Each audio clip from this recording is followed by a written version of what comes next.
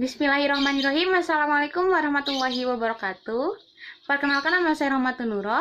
Di sini saya akan mempresentasikan mengenai konsep stockholder versus stakeholder theory dan dimensi dalam bisnis.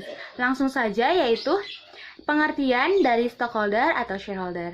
Stockholder juga bisa disebut sebagai shareholder, yaitu pemegang saham, baik itu orang ataupun badan yang secara hukum memiliki satu atau lebih saham dalam perusahaan. Jadi, stockholder atau shareholder itu merupakan pemegang saham perusahaan.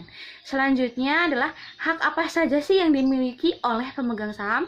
Yang pertama adalah hak memiliki suara untuk memilih dewan direksi. Yang kedua adalah hak untuk membeli saham baru yang dikeluarkan oleh perusahaan tersebut. Yang ketiga adalah hak memperoleh dividen atau keuntungan atas saham yang telah ditanamkan. Selanjutnya adalah hak atas aset perusahaan yang telah dilikuidasi. Maksudnya adalah apabila perusahaan mengalami kebangkrutan, aset perusahaan tersebut dilikuidasikan, maka pemegang saham berhak atas aset tersebut. Baik, selanjutnya adalah pengertian dari stakeholder. Pengertian stakeholder menurut Primen 1984 adalah individu atau kelompok yang bisa mempengaruhi dan dipengaruhi oleh suatu organisasi dan sebagai dampak dari aktivitas-aktivitasnya. Selanjutnya adalah teori dari stakeholder. Apa sih teori stakeholder?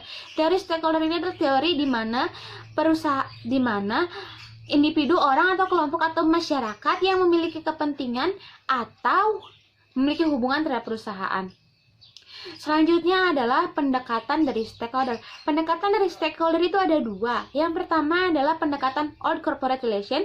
Yang kedua adalah pendekatan New Corporate Relation. Pendekatan Old Corporate Relation adalah pendekatan satu arah, di mana perusahaan itu memiliki fungsi-fungsi yang berbeda.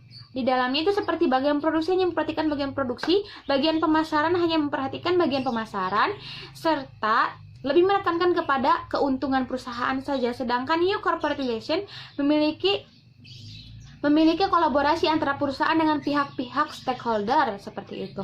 Untuk New Corporate Relation ini menekankan kesejahteraan, meskipun memang tujuan utama perusahaan adalah memperoleh keuntungan, tetapi tidak melupakan kesejahteraan bagi stakeholder tersebut.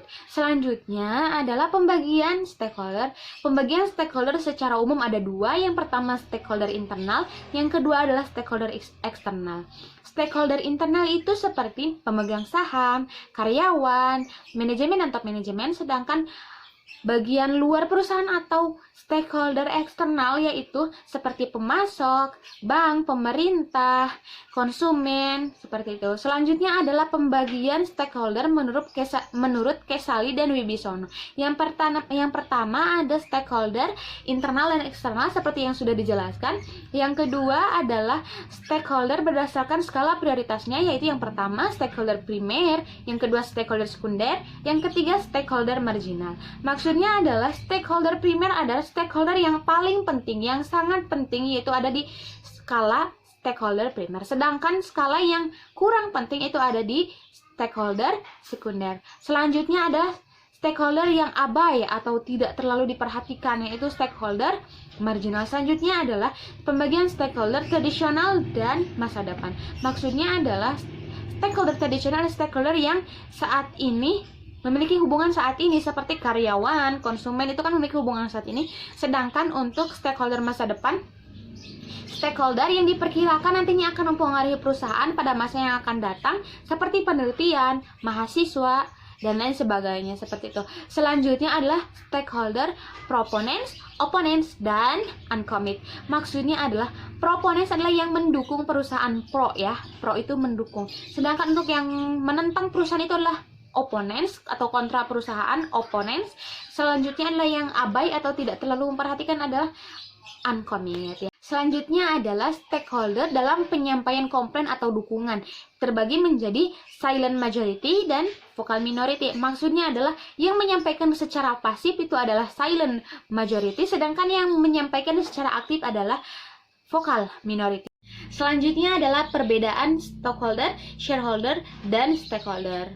Bisa kita bedakan kalau stakeholder itu pemangku kepentingan, di mana itu baik pemangku kepentingan di dalam perusahaan maupun di luar perusahaan, sedangkan shareholder merupakan pemegang saham, hanya berkaitan dengan perusahaan. Pemegang saham ini berada di area di dalam perusahaan. Pemegang saham ini merupakan pemangku kepentingan juga, merupakan bagian dari stakeholder, seperti itu. Pemegang saham merupakan bagian internal stakeholder, sedangkan stakeholder bukan bagian dari pemegang saham. Seperti itu. Baik, selanjutnya adalah dimensi dalam bisnis. Dimensi dalam bisnis menurut Bertens pada tahun 2000 adalah dimensi dibagi menjadi 3. Yang pertama adalah dimensi ekonomi, yang kedua adalah dimensi etis, yang ketiga dimensi hukum.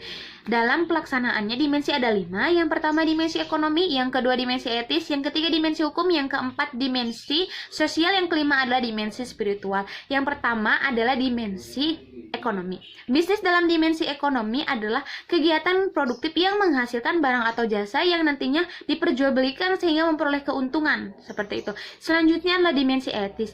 Dalam dimensi etis, bisnis merupakan kegiatan yang etis atau tidaknya itu berdasarkan lingkungan, berdasarkan aturan atau norma yang berlaku pada lingkungan tersebut. Seperti itu. Selanjutnya adalah dimensi hukum. Hukum dengan etika itu kaitannya sangat erat. Hukum dan etika sama-sama mengatur perilaku manusia. Apabila kita melanggar hukum, kita mendapatkan sanksi hukum seperti denda, penjara, seperti itu. Sedangkan untuk apabila kita melanggar etika, kita mendapatkan sanksi etika, itu sanksi sosial, seperti kita dijauhi oleh lingkungan, kita tidak memperoleh teman, seperti itu, kita jauh dari teman, seperti itu. Selanjutnya adalah dimensi sosial. Dalam dimensi ini juga kegiatan ekonomi bisnis adalah kegiatan yang memproduksi atau menghasilkan barang dan jasa sehingga dapat memenuhi kebutuhan masyarakat, tetapi tidak menekankan terhadap keuntungan, hanya memenuhi kebutuhan yang nantinya keuntungan akan mengikuti dengan sendirinya, seperti itu. Selanjutnya adalah dimensi spiritual. Dalam dimensi spiritual, bisnis adalah ibadah apabila mengikuti aturan yang ada dalam Al-Quran maupun Sunnah Rasul. Bisnis dikatakan ibadah apabila tidak melanggar aturan-aturan yang berlaku dalam ajaran agama, seperti itu.